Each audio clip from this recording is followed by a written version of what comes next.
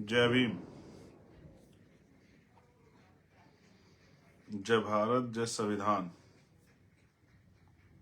जय मंडल, जय जोहार। आज का ये विशेष लाइव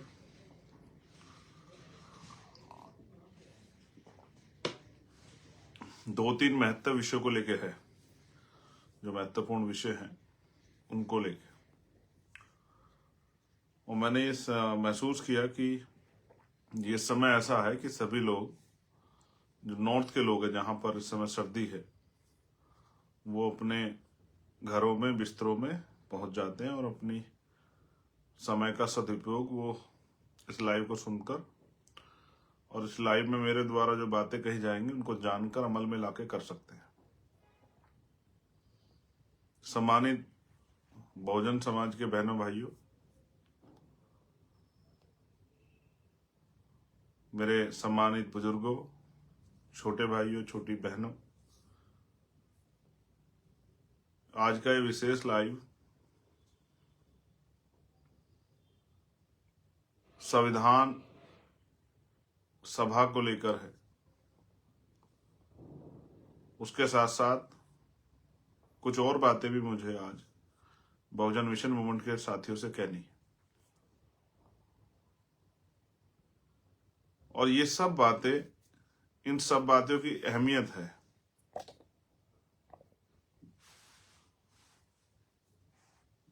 इन सब बातों के कुछ उद्देश्य हैं, मकसद है। वही सब बातें मुझे आपसे रखनी है। मैं समय समय पे भारत की धरती पे जन्मे सभी संतों, गुरुओं, महापुरुषों को नमन करता हूं। महात्मा बुद्ध से लेके संत श्रोमणी सतगुरु रविदास, भगवान वाल्मीकि, गुरु नानक देव, संत कबीर, गुरु घासीदास, नारायणा गुरु, राष्ट्रपिता ज्योतिबा फूले, छत्रपति साहू जी महाराज, छत्रपति शिवाजी राजे, डॉक्टर बाबा साहब अम्बेडकर, पेरियार रामास्वामी नायकर, पैरलेले यादव, मामना रामसु वर्मा, संत राम बी ए प्रजापति, बाबू शिव दयाल चौरसिया, सर छोटू राम, बाबू जगदेव प्रसाद कुशवाहा, जननायक कपूरी ठाकुर, भगवान बिरसा मुंडा, मान्यवर दीनाबाना वाल्मीकि साहब, मान्यवर काशीराम साहब, और देश की आजादी के लिए बलिदान देने वाले सभी शहीदों को नमन करता हूं। उन माओं को, वीरांगनाओं को भी नमन करता हूं जिन्होंने सामाजिक परिवर्तन के आंदोलन में या महिलाओं पे जो गुलामी थोपी गई थी उसके विरोध में आंदोलन में हिस्सेदारी की। माँ जिजाऊबाई, माँ सावित्रीबाई फूले, माँ फातिमा शेख, माँ अहिल्याबाई होलकर, माँ अवंतिकाबाई लोधी, माँ झलकारी बाई, माँ फूलन देवी, और भी सभी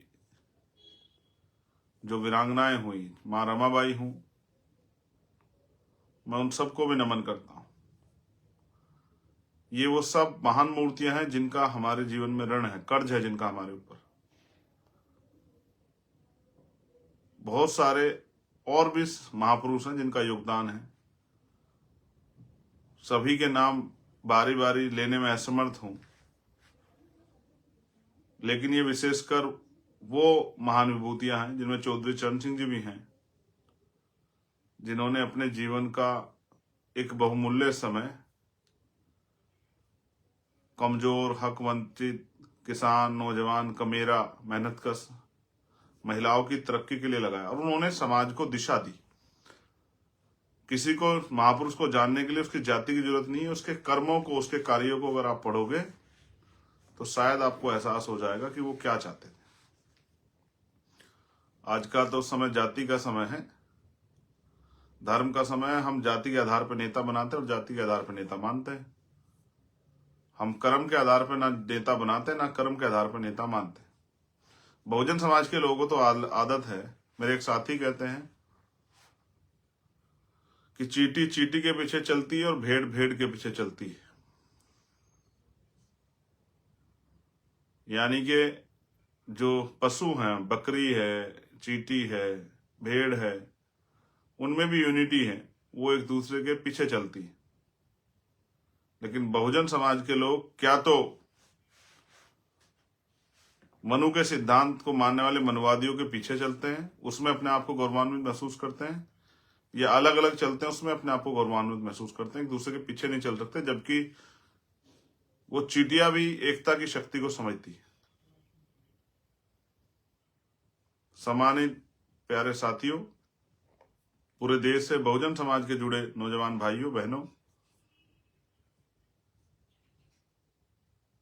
देश कठिन दौर में है, लेकिन ऐसा नहीं कि इस दौर से निकलेगा नहीं, ऐसा नहीं कि इस दौर में ही रुक जाएगा, ठहर जाएगा। बस निकालने के लिए सच्ची निष्ठा, संकल्प और समर्पण की जरूरत है। दुनिया में कोई काम ऐसा नहीं है जो नामुमकिन हो, और इतिहास इसका बात का गवाह है। जब आप दुनिया की हिस्ट्री पढ़ोगे, दुनिया बदलने वाले लोगों को पढ़ोगे, तो आपको एहसास हो जाएगा दुनिया में कोई काम नामुमकिन नहीं है।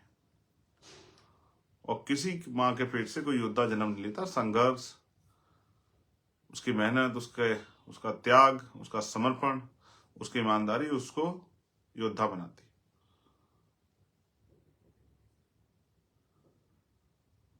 उसके मन में जो अन्याय सह के जो पीड़ा पैदा हो जाती है, कुछ लोगों के मन में कोई बात लग जाती है,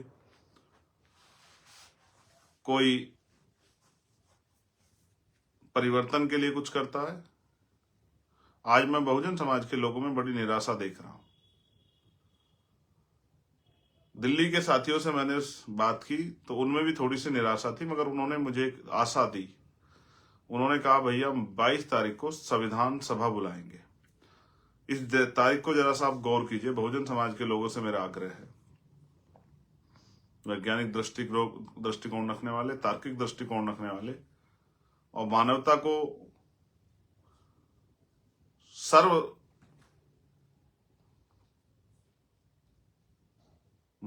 को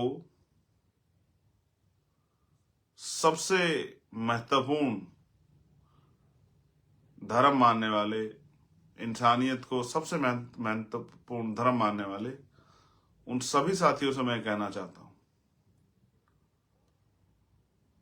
कि दिल्ली के साथियों ने कहा कि हमें संविधान सभा करनी है 22 तारीख को। 22 तारीख से हमारा उद्देश्य किसी का विरोध करना, किसी को दिखाना, किसी से लड़ना नहीं है। 22 तारीख यानी कि अगर हिस्टोरिकल आप इसको पढ़ोगे, बाबा साहब अम्बेडकर ने कहा, जो समाज अपना इतिहास नहीं जानता वो कभी अपने भविष्य का निर्माण नहीं कर सकता है। तो भारत में 22 जनवरी 1947 को इस देश के संविधान के जो उद्देश्य हैं, प्रस्तावना के, पूरे संविधान को जो संक्षिप्त रूप में परिभाषित किया गया, वो संविधान की प्रस्तावना, उस प्रस्तावना के जो उद्देश्य हैं, जो लक्ष्य हैं, उनको स्वीकार किया गया 22 जनवरी 1947 को। एक लंबा समय हो गया, 75 साल से ज्यादा का समय हो गया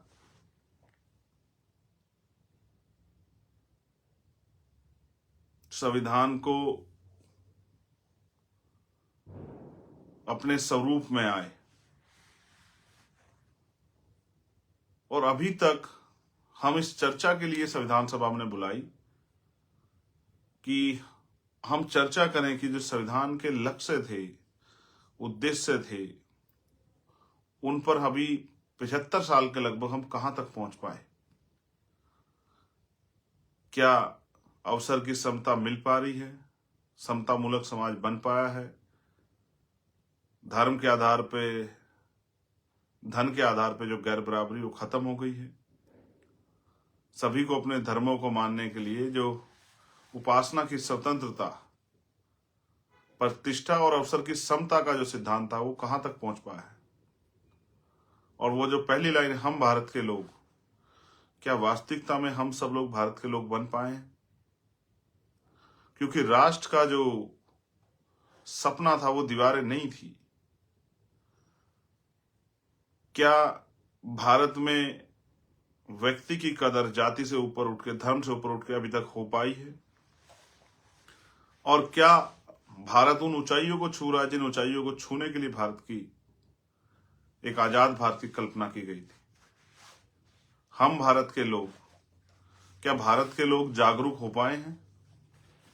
क्या भारत के लोग अपने अधिकारों को जान पाए हैं? क्या भारत के लोग अपने कर्तव्यों को जान पाए हैं? उनकी इस देश के प्रति कर्तव्य क्या हैं, क्या उनको समझ पाए हैं? उनके अधिकार इस देश में क्या क्या उनको जान पाए हैं? उनका कौन सा व्यवहार उचित है, क्या इस बात को समझ पाए हैं? कौन सा व्यवहार अनुचित है, क्या इस बात को पे वो सावधान हो पाए हैं? क्या 70 साल से ज्यादा के लोकतंत्र में सभी घरों पे पक्के मकान बन गए सभी के लिए? देश में हर जाति धर्म के व्यक्तियों को अच्छा खाने पीने की व्यवस्था सरकार ने करा दी है क्या? देश में बेरोजगारी खत्म हो गई है क्या? देश में महंगाई खत्म हो गई क्या, काबू में आ गई है क्या? रेप होना देश में बंद हो गया है क्या? जाति के आधार पे हत्या होनी बंद हो गई है क्या? जो किसान हैं उनकी आय दोगुनी हो गई है क्या? जो मजदूर हैं उनको न्यूनतम वेतन मिल रहा है क्या? जिन पे भूमि नहीं थी उनको भूमि मिल गई है क्या? जिनके पास उद्योग नहीं थे उनके पास उद्योग उनको मिले या नहीं मिले? कितने लोग हैं जो सीमित साधन संसाधन होने के कारण उन अच्छी पढ़ाई उनको में कोई बाधा उनके आगे उत्पन्न नहीं हो रही है? क्या सब लोगों को अच्छा इलाज और अच्छी पढ़ाई की व्यवस्था हो रही है क्या? क्या अच्छी सड़कें, अच्छे गांव बन गए हैं क्या? क्या सभी जगह बिजली, पानी की, साफ पानी के पीने की व्यवस्था हो गई क्या? शौचालय बन गए क्या? इसका एक डाटा बेसिस हमने कार्यक्रम तैयार किया एनालिसिस करने के लिए, और ये इसके लिए मैं बधाई दूंगा हमारे दिल्ली के नेताओं को, भाई हिमांशु जी को, भाई महेश जी को, भाई जैन साहब को, भाई राकेश कसाना जी को, भाई समीर जी को, बाबर भाई को, सिकंदर भाई को, वीर सिंह जी को, और जो हमारे तमाम साथी और हमारी बहनें जो यहाँ काम करती हैं दिल्ली में, जो हमेशा मेरी एक आवाज पे खड़े रहते हैं और जिन्होंने हमेशा दिल्ली में हक वंचित समाज की लड़ाई को, पूरे देश की कई लड़ाई, और एक मेरे एक कहने पे उन्होंने दिल्ली देश की राजधानी में एक बहुसंख्यक आंदोलन करने का काम किया। मैं उन सभी साथियों को बधाई देता हूं कि उन्होंने इतना अच्छा डाटाबेस प्रोग्राम बना के ये प्रयास किया कि हम भी अपने लोगों को ये असलियत में बता दें कि देश में आजादी से लेकर अब तक कितना बदलाव हुआ है, कितने लोग सक्षम हो गए, कितने लोग अक्षम हैं, कितने लोग अभी सुविधा विहीन हैं, कितने लोगों पे पक्के मकान नहीं है, कितने लोग बेरोजगार घूम रहे हैं, कितने लोग से सुख सुविधाएं उनकी पहुंच से दूर है। ये सारा डाटा बताने के लिए हमने एक संविधान सभा बुलाई और उन्होंने मुझसे भी कहा कि आपको भी आना है हमारे कार्यक्रम में, मुख्य अतिथि के रूप में आपको भी शामिल होना है। लेकिन केंद्र सरकार के तानाशाही के कारण वो परमिशन कैंसिल कर दी गई कि आप वो जगह जो सुप्रीम कोर्ट ने प्रोटेस्ट के लिए, राइट टू प्रोटेस्ट जो है, विरोध का जो अधिकार मिला है, अपनी बात को रखने का जो अधिकार मिला है, अपनी समस्या को कहने का जो अधिकार मिला जिस जगह पे, उस पे भी वो सभा नहीं होने दी जाएगी, ऐसा जो है ऑर्डर यहाँ के पुलिस के अधिकारियों ने हमारी एप्लीकेशन पर लिख कर दे दिया। उन्होंने जो तैयारी एक एक पैसा जुटा के की थी, उनकी तैयारी धरी रह गई, क्योंकि हमारे पुलिस के साथियों को मैं उनकी गलती नहीं निकालता, ऊपर के लोगों का आदेश है कि कोई संविधान सभा नहीं होने दी जाए, क्योंकि उनका मानना है कि 500 साल के बाद राम अयोध्या वापस आ रहे हैं, केंद्र सरकार का ऐसा मानना है।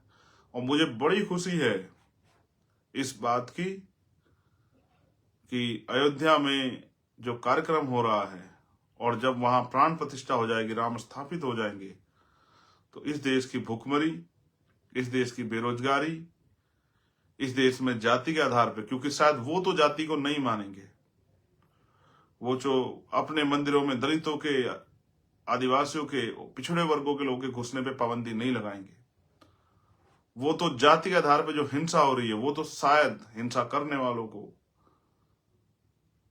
सही शिक्षा देने के लिए समझाने का काम करेंगे, ऐसा मेरा विश्वास है। मुझे विश्वास है कि जो करोड़ों करोड़ों लोगों से बना भारत है, अनेक धर्मों से बना भारत, शायद राम जी के आने के बाद कोई अपने घर में या देश में कहीं भी कोई भूखे पेट नहीं सोएगा, कोई भी गंदा पानी पीने के लिए मजबूर नहीं होगा, इलाज ना मिलने के कारण किसी के माँ बाप की, किसी के भाई बहन, किसी की पत्नी की, किसी की बेटी की, किसी बेटे की जान नहीं जाएगी। महिलाओं के साथ जो रेप हत्याएं बड़े पैमाने पे होती है, एनसीआरबी डाटा कहता है शायद अब 22 तारीख के बाद, कल के बाद, वो हत्याएं, उन बहन बेटियों का अपमान इस भारत में बंद हो जाएगा, ऐसा मेरा विश्वास है। जो बेरोजगार नौजवान घूम रहे हैं, उनको रोजगार की व्यवस्था होगी। उन माओं के, जिनके साथ अन्याय हुआ, उन माओं को न्याय मिलेगा, उन भाइयों को, उन पिताओं को न्याय मिलेगा, जिनके साथ पिछले लंबे समय अन्याय हुआ, बहन बेटियों को सम्मान की जिंदगी मिलेगी, ऐसा मेरा विश्वास है। और मेरा विश्वास अटल है, क्योंकि मुझे भारतीय संविधान पे भरोसा है और मुझे भरोसा है कि जो हो रहा है उससे बहुत अच्छे परिणाम बहुजन समाज के लोगों के लिए भी निकलेंगे, क्योंकि उनकी भी आंखें खुलेंगी, ऐसा मेरा विश्वास। देखिए, भारत किसी एक जाति धर्म से नहीं बना है। संगठित भारत को पहले जातियों में तोड़ा गया, फिर जातियों में भी गोत्रों में तोड़ा गया, इतने टुकड़े किए गए कि भारत जुड़ ना पाए। इसलिए भारत में कोई भी क्रांति ना आज ना भविष्य में बहुत जल्द होने की कोई उम्मीद नहीं है, क्योंकि लोग जब किसी दूसरी जाति पर अन्याय होता है, दूसरी जाति खड़े होकर तमाशा देखती है। जब एक जाति अपने अधिकारों के लिए लड़ती है तो दूसरी जाति उसका तमाशा देखती है, जब पुलिस के लोग, सरकार के लोग उस पर अन्याय अत्याचार करते हैं। लेकिन जब वही जाति दूसरी जगह पे उनके जागरूक लोग अपने अधिकारों के लिए प्रयास करते हैं, तो फिर दूसरे लोग खड़े होकर तमाशा देखते हैं। वो एक अच्छी शायरी जो है, एक शायर की है कि जलते घर को देखने वाले, फूंस का छप्पर आपका है, आग के पीछे तेज हवा है, आगे मुकद्दर आपका है, तेरे कत्ल पे मैं भी चुप था, मेरा नंबर अब आया, मेरे कत्ल पे तू भी चुप है, अगला नंबर आपका है। तो इसलिए जब जब जिस पे मुसीबत आती, दूसरे लोग खड़े होकर तमाशा देख के उसको एहसास कराते हैं कि वो अपनी लड़ाई स्वयं लड़े। ये तो अच्छा हो। मैं धन्यवाद दूंगा भीम आर्मी के साथियों का कि बहुजन समाज के लोगों की जिम्मेदारी उन्होंने अपने कंधों पर उठाकर, देश में पिछले 8 साल में कोई भी ऐसा अन्याय और संघर्ष नहीं हुआ अन्याय के खिलाफ जिसमें भीम आर्मी के लोगों ने बढ़ चढ़ के हिस्सा न लिया। तो पहला विषय मेरा ये है संविधान। मैं कल आपसे आग्रह करूंगा बहुजन समाज के लोगों से, एक बार भारतीय संविधान की प्रस्तावना को जरूर पढ़ें। किसी को दिखावे के नहीं, अपने लिए पढ़ें, कि जानकारी हासिल करें और महसूस करें कि जिन लोगों ने संविधान में आस्था, विश्वास, जिन लोगों ने संविधान को लेकर भारत का, बिना भारत संविधान के भारत का सपना पूरा नहीं हो सकता है, बिना संविधान के भारत की कल्पना नहीं हो सकती है, और बिना संविधान में मिले हुए अधिकारों के बदौलत इस देश में धार्मिक जो मान्यताएं हैं, उनके जो अधिकार हैं, वो भी नहीं हो सकते हैं। इसलिए हम पुनः, और मुझे और उन सब लोगों को भी जो कल 22 तारीख का उत्सव मना रहे हैं, उन सबको भी भारतीय संविधान का धन्यवाद देना चाहिए। और साथ साथ मैं आपसे ये कहूंगा कि क्योंकि अभी तक हम लोग संविधान के उन प्रस्तावना के उन उद्देश्य संकल्पों से बहुत मीलों पीछे हैं, तो हमें ये भी तय करना चाहिए कल एक अच्छे दिन पर कि भाई हमें इस देश के संविधान की जो संकल्प था, उद्देश्य थे, उसको भी पूरा करना है। मेरा अटल भरोसा है कि आपके दिमाग में जो चल रहा है कि भाई क्या होगा क्या होगा, मैं आपको विश्वास से कहता हूं जो कुछ हो रहा है वो हमें जागरूक करने के लिए, समझदार बनाने के लिए, हमें तैयार करने के लिए हो रहा है। हमें तैयार होना चाहिए। मैं तो ये मानता हूं जिनका राज होता है उन्हीं का धर्म होता है, जिनका राज नहीं होता उनका धर्म भी नहीं होता है। इसलिए मेरी आपसे अपील है बहुजन समाज के सभी बुद्धिजीवियों से, कर्मचारियों से, नौजवानों से, उद्यमियों से, कि निराश ना हो, किसी भी बात से निराश ना हो। ये भारत लोकतांत्रिक देश है। राजनीतिक ताकत आती है, जाती है, लेकिन राजनीतिक ताकत का प्रयोग अगर जनहित में हो तभी लोकतंत्र में देश तरक्की कर सकता है। और अगर चंद पूंजीपतियों के लिए, चंद ताकतवर लोगों को ताकतवर करने के लिए राजनीतिक शक्तियों का प्रयोग होने लगे तो फिर लोकतंत्र मजबूत नहीं होता, लोकतंत्र कमजोर होता है। जब अब विरोध की आवाज को कुचल दिया जाए, गोलियों से उसका स्वागत किया जाए, उस पर लाठियां भांजी जाए, झूठे मुकदमे लगा के जेल में डाल दिया जाए, तो फिर जो है लोकतंत्र की हत्या होती है। असल लोकतंत्र वही जहां अभिव्यक्ति की आजादी है। मैं सीमाएं समझता हूं कि आपको किसी धर्म का उपहास उड़ाने की, किसी के ऊपर टिप्पणी करने का कोई अधिकार नहीं है, लेकिन संवैधानिक रूप से अपनी बात को रखने का अधिकार भी संविधान हमें देता है। वही संविधान जिसने इस देश में आस्था के प्रतीक राम जी को न्याय दिया, वही संविधान आपको और मुझको भी हमारी धार्मिक आजादी, इस देश के मुसलमानों को, ईसाइयों को, बौद्धिस्टों को, जैनों को, आदि धर्मियों को अपने धार्मिक आजादी को भी देता है।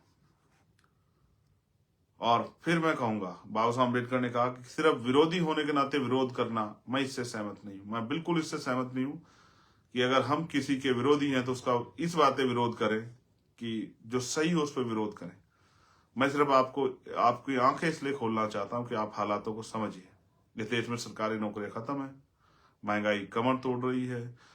सर, पहले कमजोर वर्गों के लिए स्कॉलरशिप आती थी, उनके लिए अच्छे छात्रावास बने हुए थे, उनके लिए हायर एजुकेशन का बजट आज सब खत्म हो गया है। स्कूल बंद किए जा रहे हैं, अच्छे हॉस्पिटल नहीं बन पा रहे हैं, हॉस्पिटलों में इलाज नहीं है, पीने के लिए साफ पानी की व्यवस्था भी नहीं है। एक मेरे साथी ने मध्य प्रदेश का एक सर्वे दिया था कि अभी भी मध्य प्रदेश में गादला पानी, गंदा पानी पीने के लिए लोग मजबूर हैं, कच्चे घरों में रहने के लिए लोग मजबूर हैं। और मैंने भी प्रयास किया था मध्य प्रदेश के लोग मेरा साथ दें, लेकिन अभी शायद उनको ने वो विश्वास नहीं जगाया जो विश्वास उनको जगाना चाहिए था। कोई बात नहीं, हम लोग प्रयास करते रहेंगे निरंतर।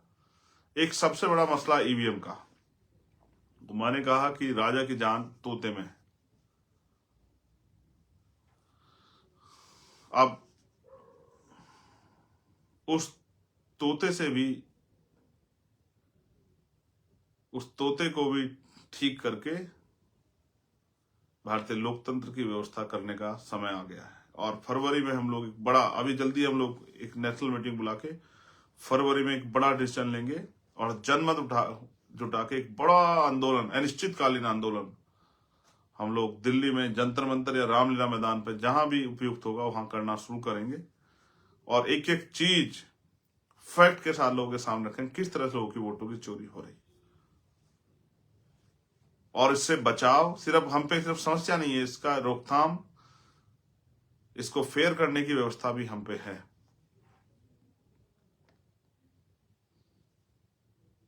ईवीएम से वोटों की जो चोरी हो रही है उसको रोकने का इंतजाम भी हम लोग करने वाले हैं।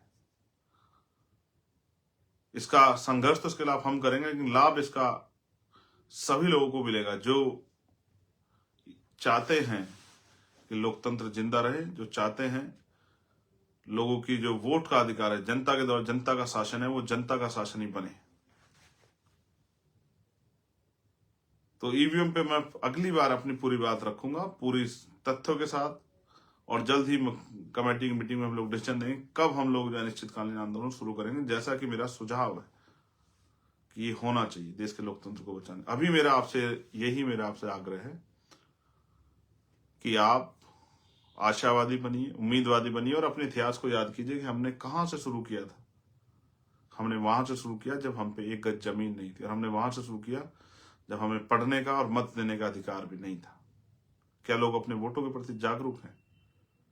इन सब के लिए भी हमें लोगों को जागरूक करना पड़ेगा, और जागरूक करना ही असल लड़ाई है। जैसे जैसे जैसे अभी 10% लोग जागरूक हुए तो संघर्ष यहाँ है।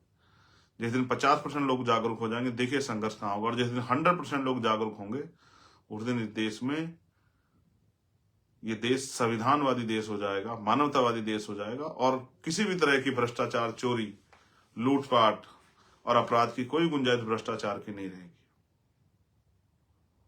आप सभी के लिए मेरी बहुत मंगल कामनाएं। आप सभी के लिए मंगल कामनाएं। स्वस्थ रहिए, दीर्घायु रहिए, कानून का पालन करते रहिए। और एक अपील मेरी अपने उन सभी भाइयों से, जो लोग हमारे साथ मिलकर राजनीतिक लड़ाई लड़ रहे हैं, उनसे मेरा आग्रह है कि वो राजनीतिक काम पे ध्यान दें। और राजनीतिक काम किसी का उपवास उड़ाना, किसी पे टिप्पणी करना, किसी को बुरा कहना नहीं होता। अपने काम को, अपनी योजनाओं को लोगों के बीच बताना होता है, तभी आप लोग राजनीतिक तरक्की कर सकते हैं। अभी मुझे इस बात का बड़ा दुख है कि बहुजन समाज के लोग सिर्फ काउंटर कर रहे हैं कि कोई दूसरे व्यक्ति ने, विपक्ष के किसी व्यक्ति ने जिनसे वो लड़ रहे हैं, उन्होंने कुछ किया और आप उसके विरोध में कुछ करते नजर आते हैं। ये इससे मैं सहमत नहीं हूं। इसका मतलब तो आप तो पहले से पीछे चल रहे हैं। आप अपनी पॉलिसी बनाइए, आप अपनी पॉलिसी को लागू कीजिए, आप अपने तरीके से काम कीजिए, फिर विरोधियों को सोचने दीजिए, राजनीतिक विरोधियों की, वो आपको काउंटर कैसे करें। आप अगर ये सोचते रहेंगे कि पहले वो कुछ करेंगे फिर हम कुछ करेंगे, तो आप पीछे ही रहेंगे। इसलिए आप सबसे आग्रह है कि किसी पे अशोभनीय, धार्मिक, तमाम तरह की टिप्पणी करने से बचें। और अपने शुभ चिंतकों से मैं कहूंगा, जो लोग आजाद समाज पार्टी, भीम आर्मी के अच्छा सोचने वाले लोग हैं, उनसे मेरा आग्रह है कि वो कमर कसें, क्योंकि अब संघर्ष बड़ा होने वाला है और बड़े संघर्ष के लिए हम लोग तैयार हैं। संवैधानिक तरह से लोगों को जागरूक करेंगे, ज्यादा लोगों को जागरूक करके वास्तविक लोकतंत्र को बहाल कराने के लिए हम लोग मेहनत करेंगे। धन्यवाद। वास्तविक लोकतंत्र, जिसकी जितनी संख्या बारी उसकी उतनी हिस्सेदारी है। 100% सरकारी सिस्टम, और उस सरकारी सिस्टम में 100% लोगों के लिए रोजगार और सुख सुविधा दिलाने की व्यवस्था। जैसा मैंने कई बार आपको समझाया भी कि सभी के लिए बेहतर से बेहतर पढ़ाई, बेहतर से बेहतर इलाज, उद्योग करने के लिए सुविधाएं, विदेश पढ़ने के लिए सुविधाएं, नौकरी करने के लिए सुविधाएं, और सोशल सिक्योरिटी। जो व्यक्ति नहीं कमा रहा है उस आदमी को भी बेरोजगारी भत्ता मिले, जब तक सरकार उसके लिए किसी रोजगार का प्रबंध नहीं कर देती। देश में खुशहाली आए, हर व्यक्ति, हर जाति धर्म का व्यक्ति खुशहाल हो, ऐसी जो है, ऐसा एक मजबूत प्रदेश और देश बने, उसके लिए हम सब लोगों को मिलकर संघर्ष करना है। सभी बहन बेटियों का सम्मान हो और सभी के लिए नए रास्ते खुले, नए अवसर बने, और गरीबी के कारण किसी के सपने ना कुचले जाए, कोई भूख से, कोई बीमारियों से ना मरे, कोई सर्दी, कोई ज्यादा गर्मी से ना मरे, और कोई ऐसा ना हो जिसको सड़क पे खड़े होकर भीख मांगनी पड़े, और कोई ऐसा ना हो जिसके पास इतने साधन हो कि